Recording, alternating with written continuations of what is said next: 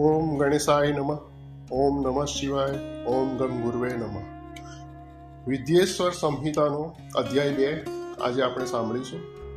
શિવ પુરાણનો પરિચય. સૂતજી કહે છે, સાધુ મહાત્માઓ, તમે બહુ સરસ વાત પૂછી છે. તમારો આ પ્રશ્ન ત્રણેય લોકોના હિતનો છે, હિતકારક છે. હું ગુરુદેવ વ્યાસનું સ્મરણ કરીને આપ લોકોના સ્નેહને વશ થઈને આ વિષયનું વર્ણન કરીશ. તમે આદરપૂર્વક સાંભળો. સૌથી ઉત્તમ જે શિવ પુરાણ છે તે વેદાંતનું સાર સર્વસ્વ છે. વક્તા અને શ્રોતાના સમસ્ત પાપ સમૂહનો નાશ કરીને ઉદ્ધાર કરવા વાળું છે. એટલું જ નહીં, તે પરલોકમાં પરમાર્થ વસ્તુનું પ્રદાન કરે છે અને કળિયુગની કલ્મશ રાશિનો નાશ કરે છે. એમાં ભગવાન શિવના ઉત્તમ યશનું વર્ણન છે. હે બ્રાહ્મણો, ધર્મ, અર્થ, કામ અને મોક્ષ એ ચારેય પુરુષાર્થને આપનાર તે પુરાણ સ્વયંના પ્રભાવની દ્રષ્ટિથી વિસ્તાર વૃદ્ધિને પ્રાપ્ત થાય છે. વિપ્રવરો, એ સર્વોત્તમ શિવ પુરાણના અધ્યયન માત્રથી તે કળિયુગના પાપાસક્ત જીવ શ્રેષ્ઠતમ ગતિને પ્રાપ્ત થઈ જશે.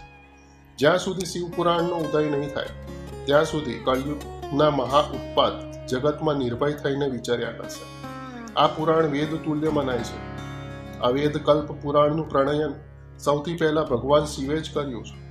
વિદ્યેશ્વર સંહિતા, રુદ્ર સંહિતા, વિનાયક સંહિતા, ઉમા સંહિતા, માતૃ સંહિતા, એકાદશ રુદ્ર સંહિતા, કૈલાસ સંહિતા, શતરુદ્ર સંહિતા, કોટિ રુદ્ર સંહિતા, સહસ્ત્ર કોટિ રુદ્ર સંહિતા, વાયવ્ય સંહિતા અને ધર્મ સંહિતા.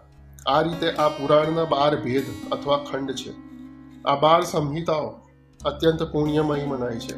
હે બ્રાહ્મણો, હવે હું એમાં આવતા શ્લોકોની સંખ્યા બતાવી રહ્યો છું. તમે સૌ એ આદરપૂર્વક સાંભળો. વિદ્યેશ્વર સંહિતામાં 10,000 શ્લોક છે. રુદ્ર સંહિતા, વિનાયક સંહિતા, ઉમા સંહિતા અને માતૃ સંહિતા, એમાં દરેકમાં 8,000 શ્લોક છે. હે બ્રાહ્મણો, એકાદશ રુદ્ર સંહિતામાં 13,000, કૈલાસ સંહિતામાં 6,000, શતરુદ્ર સંહિતામાં 3,000, કોટિ રુદ્ર સંહિતામાં 9,000, સહસ્ત્ર કોટિ રુદ્ર સંહિતામાં 11,000, વાયવ્ય સંહિતામાં 4,000, ધર્મ સંહિતામાં 12,000 શ્લોક છે. આ રીતે મૂળ શિવ પુરાણની શ્લોક સંખ્યા 1,00,000 છે, પરંતુ વ્યાસજીએ એને 24,000 શ્લોકોમાં સંક્ષેપ કરી આપ્યો. પુરાણોની ક્રમ સંખ્યાના વિચારથી આ શિવ પુરાણનું સ્થાન ચોથું છે. એમાં 7 સંહિતાઓ છે. પૂર્વકાળમાં ભગવાન શિવે શ્લોકની સંખ્યાની દ્રષ્ટિએ 100 કરોડ શ્લોકોનો એક પુરાણ ગ્રંથ ગ્રથિત કર્યો હતો. સૃષ્ટિના આરંભે નિર્મિત થયેલ એ પુરાણ સાહિત્ય અત્યંત વિસ્તૃત હતું. પછી દ્વાપર આદિ યુગમાં દૈપાયન, વ્યાસ વગેરે મહર્ષિઓએ જ્યારે પુરાણોનું 18 ભાગમાં વિભાજન કર્યું, એ વખતે સંપૂર્ણ પુરાણોનું સંક્ષિપ્ત રૂપ માત્ર 4,00,000 શ્લોકોનું રહી ગયું. એ સમયે એમણે શિવ પુરાણનું પ્રતિપાદન 24,000 શ્લોકોમાં કર્યું. આ જ શિવ પુરાણની શ્લોક સંખ્યા છે. આ વેદ તુલ્ય પુરાણ 7 સંહિતાઓમાં વહેંચાયેલું છે. એની પહેલી સંહિતાનું નામ વિદ્યેશ્વર સંહિતા છે. બીજી રુદ્ર સંહિતા સમજવી જોઈએ.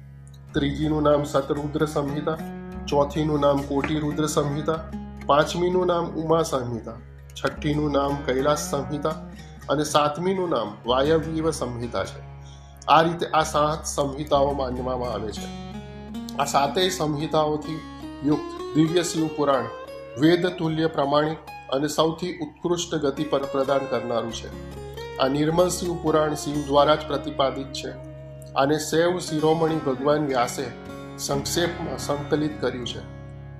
આ સમસ્ત જીવ સમુદાય માટે ઉપકારક, ત્રિવિધ તાપોને હરનારું, તુલના રહિત અને સત્પુરુષોને કલ્યાણપ્રદ છે. એમાં વેદાંત વિજ્ઞાનમય પ્રધાન તથા નિષ્કપટ ધર્મનું પ્રતિપાદન થયેલું છે. આ પુરાણ ઈર્ષારહિત અંતકરણ વિદ્વાનોને માટે જાણવા જેવું છે. એમાં શ્રેષ્ઠ મંત્ર સમૂહનું સંકલન છે. ધર્મ, અર્થ અને કામ એમ ત્રિવિધ પ્રાપ્તિના સાધનનું પણ વર્ણન છે. આ ઉત્તમ શિવ પુરાણ સમસ્ત પુરાણોમાં શ્રેષ્ઠ છે. વેદ વેદાંતમાં વૈધ રૂપથી વિલસિત પરમ વસ્તુ પરમાત્માનું એમાં જ્ઞાન કરવામાં આવેલું છે. જે ખૂબ આદરથી આ વાંચશે અને સાંભળશે તે ભગવાન શિવનો પ્રિય થઈને પરમ ગતિને પ્રાપ્ત કરી લે છે. અહીં અધ્યાય 2 વિદ્યેશ્વર સંહિતા પૂર્ણ થાય છે. ઓમ નમઃ શિવાય. શિવજી સદા સહાય.